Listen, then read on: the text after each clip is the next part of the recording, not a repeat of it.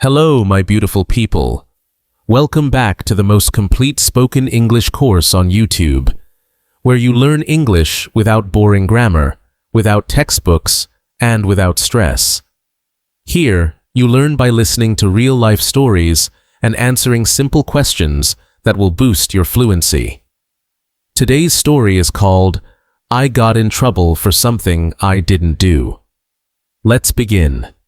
Carlos was 12 years old and in 7th grade. He wasn't the loudest student in the class. He didn't cause problems or talk during lessons. Most days, he sat quietly, took notes, did his homework, and tried to stay out of trouble. He had a small group of friends. They liked playing soccer during recess, trading snacks during lunch, and walking home together after school. Carlos had never been sent to the principal's office. Not once. But one day, everything changed. It started with a broken window. It was a Tuesday afternoon. The last class of the day was science. Carlos was sitting in the 3rd row, taking notes about the planets. Suddenly, there was a loud crash. Everyone turned around. One of the classroom windows had shattered. Glass was everywhere. The room went silent. The teacher, Mr. Blake, shouted, "Who did that?" No one answered. Some kids looked scared. Others looked confused. Mr. Blake walked to the window and looked outside. There were a few rocks on the ground near the broken glass. "Someone threw rocks at the window," he said. "Was it from inside or outside?" Again, silence. Then one student said, "I saw Carlos move right before it happened." Carlos turned around in shock. "What?" The teacher looked at him. "Carlos, is that true? Did you throw a rock?" Carlos shook his head. "No, I didn't do anything. I was just writing," another student added. "Yeah, but you were near the window." Carlos said, "I sit near the window every day." But the damage was done. The teacher told Carlos to go to the office. Carlos sat outside the principal's office for 10 minutes, heart racing, hands shaking. He couldn't understand what was happening. The principal, Mrs. Norton, called him in. "Carlos," she said, "you've always been a good student, but today a window was broken. Your name was mentioned. What happened?" Carlos told her exactly what he remembered. "I was writing. I heard a crash. I turned. That's all." Mrs. Norton nodded, but looked unsure. "We'll investigate, but for now, you'll need to stay in detention for 2 days until we find out more." Carlos felt like the floor had disappeared beneath him. Detention? For something he didn't do? He walked back to class in silence. Everyone looked at him. Some stared. Others whispered. His friends didn't know what to say. That afternoon, he sat in the detention room staring at the wall. No phone, no talking, just silence.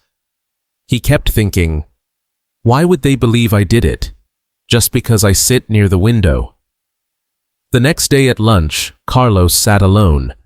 His friends seemed distant. One of them, Leo, said, "I don't know, man. Maybe it was just an accident." Carlos replied, "I didn't do anything." But Leo just shrugged and walked away. That night, Carlos didn't eat dinner. He told his parents what happened. His mom said, "We'll go to the school tomorrow. We believe you." The next morning, his parents met with the principal. They asked if there were cameras near the classroom. The principal agreed to check. That afternoon, she called Carlos to her office. "Carlos, we reviewed the camera footage. You're not in it. In fact, the window was broken from outside the school." Carlos looked at her, confused. "It was some kids from another school," she explained. "They threw rocks over the fence and ran." Carlos asked, "So, I'm not in trouble?" Mrs. Norton smiled. "No, Carlos. I'm very sorry. We made a mistake. You're cleared." Carlos felt relieved, but not happy. He had already gone through 2 days of detention. He had lost trust in his classmates. He felt like no one had really stood up for him. When he returned to class, the teacher said, "Carlos, welcome back." But it didn't feel like a welcome. Over the next few days, some students apologized. One said, "Sorry for blaming you. I just panicked." Carlos nodded, but he didn't forget. From that day on, he knew something important. Sometimes people are quick to accuse without facts. Sometimes being quiet makes you an easy target. But Carlos also promised himself, if he ever saw someone else being blamed unfairly, he would speak up, because he knew how it felt to be judged and to be alone. Now, it's time for your quiz. Let's test how much you understood from the story. Remember, answer out loud, and you have 5 seconds to respond after each question. Ready? Let's go. Why was Carlos sent to the principal's office? Carlos was sent to the principal's office because a window in his classroom broke, and although he didn't do it, another student claimed they saw him move right before it happened. What was Carlos doing when the window broke? He was sitting at his desk taking notes about the planets during science class, completely unaware of what was about to happen. How did the teacher react to the broken window? The teacher, Mr. Blake, shouted to the class, asked who did it, and when no one answered, he looked outside and assumed someone had thrown rocks at the window. What evidence was there against Carlos? There was no real evidence, just that Carlos sat near the window and someone said they saw him move, which led the teacher to assume he might be responsible. How did Carlos feel while waiting outside the office?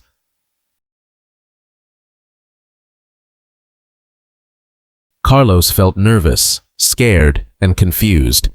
His heart was racing, and he couldn't understand why he was being blamed for something he didn't do. What punishment did the school give Carlos? He was given 2 days of detention as a precaution while they investigated, even though there was no proof that he was guilty. What happened when his parents got involved?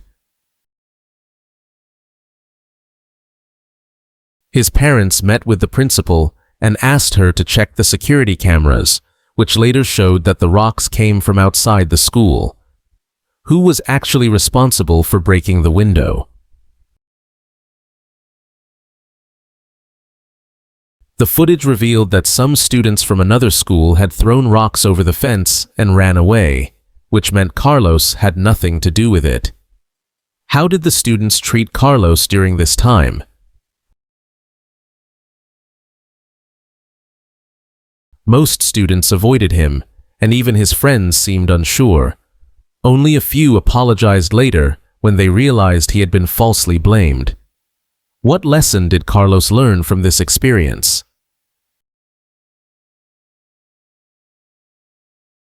Carlos learned that people can judge unfairly without knowing the truth, and that it's important to speak up when someone is wrongly accused, because silence can hurt just as much. Great job! Even if you didn't get all the answers, remember, the goal is to practice speaking and listening. Now let's go over some vocabulary from today's story. Let's take a closer look at some key words and expressions from the story. Accuse. To say someone did something wrong without full proof.